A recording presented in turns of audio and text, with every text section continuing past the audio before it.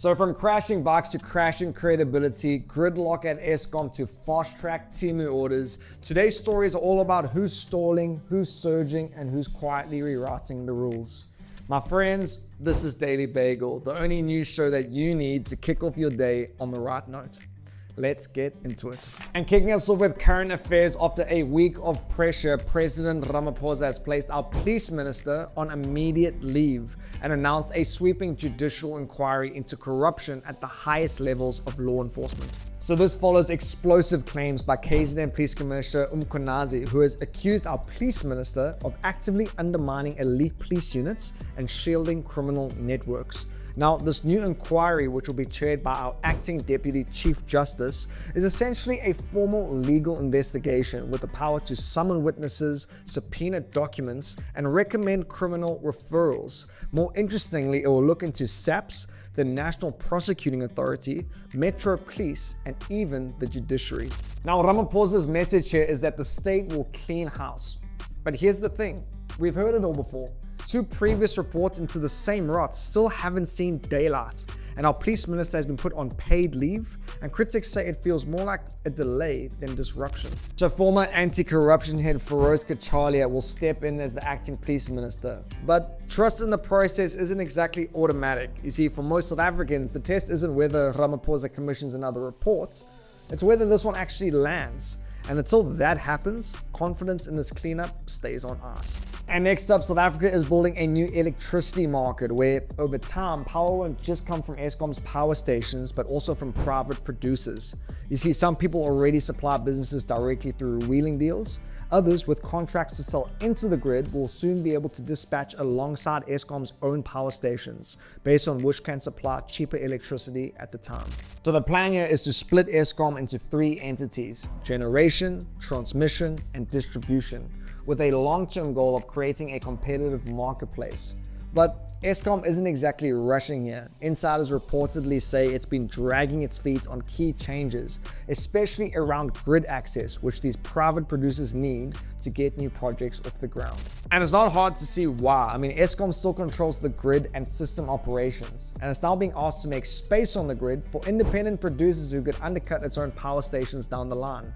And so, as a business already struggling to stay afloat, it's now effectively being asked to help support its future competitors. So while the headlines say reform is coming, the pace and the politics say otherwise. So for now, the old system still sets the rules, even as the new one waits at the gate. And on to our quickfire mentions, President Ramaphosa says that the entire cabinet has agreed to undergo lifestyle audits, but won't confirm if those results will be made public. Audits were first proposed in 2018 and only started last year.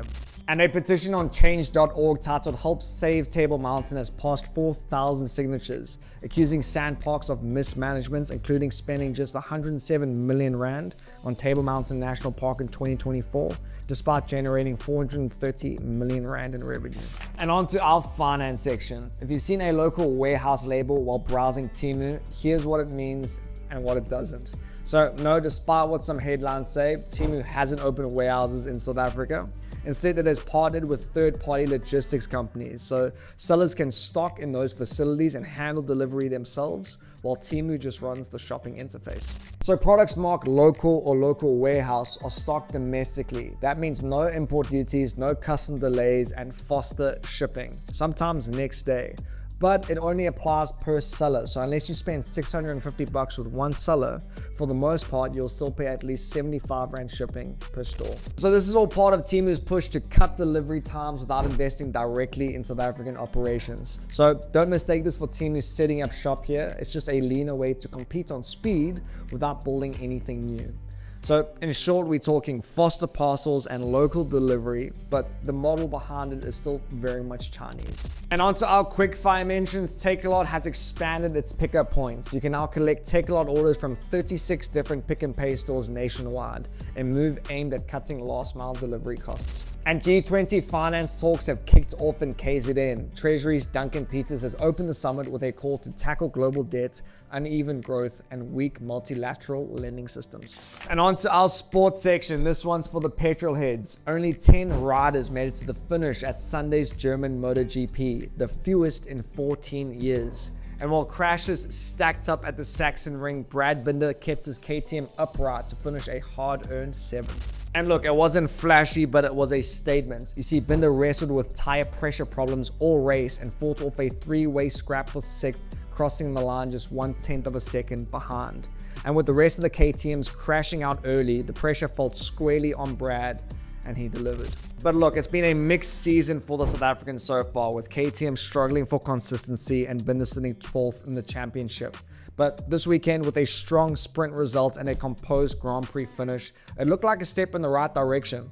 And with MotoGP heading now to Czech Republic next, where Binder famously won KTM's first ever Premier Class race in 2020.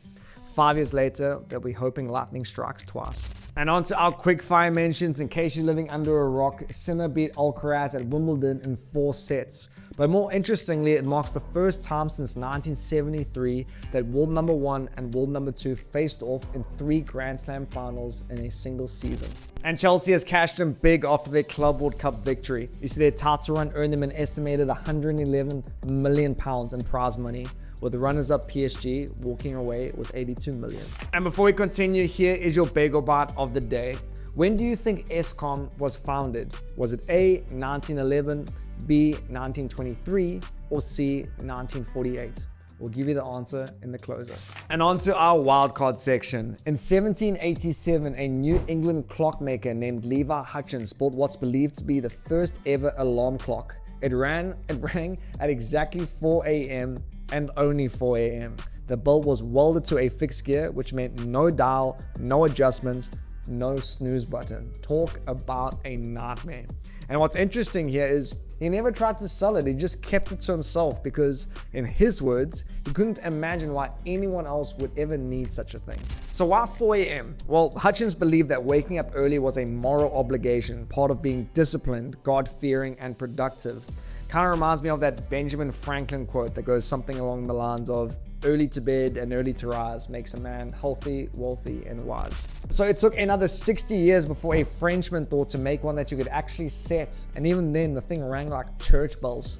So yes, if your alarm clock has ruined your Tuesday morning, at least it's not hardwired to do it every morning at 4 a.m. by design. And as for that Bagel Bite, Eskom was founded in 1923, over a century ago, and it was known as the Electricity Supply Commission, or Eskom with a C.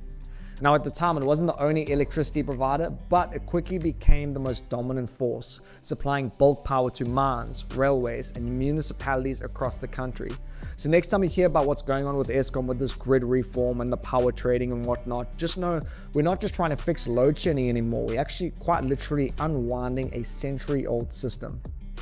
My friends, that's it for today's show. Thanks so much for tuning in. Have a cracker Tuesday. Be kind to one another, and we'll check you all same time tomorrow. Cheers.